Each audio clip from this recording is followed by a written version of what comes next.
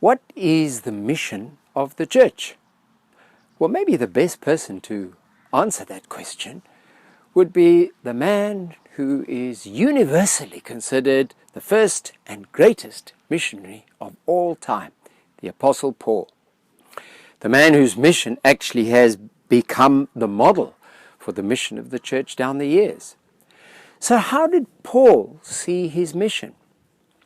Well, he gave us a very interesting and fine brief definition of it in a speech that he gave to King Herod Agrippa II, when he described how Jesus called him. And he quoted the very words that Jesus spoke to him when commissioning him to be a missionary.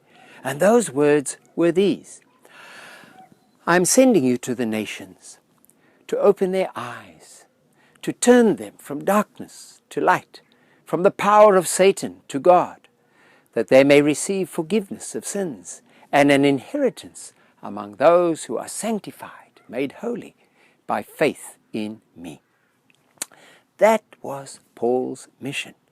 And that is the mission of the church. Now, how did Paul carry out his mission? What did he actually do to bring people from darkness to light? He preached. He preached the good news of God's grace, how the Son of God came down from heaven to save and rescue us, all that Jesus suffered and died as he offered up his life as a sacrifice for our sins to bring us back to God.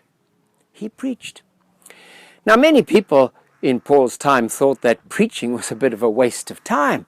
In fact, they described it as foolishness. But Paul believed that God uses the foolishness of preaching to save those who believe. Now today, 2,000 years later, there are still multitudes of people in the power of Satan and sin and darkness.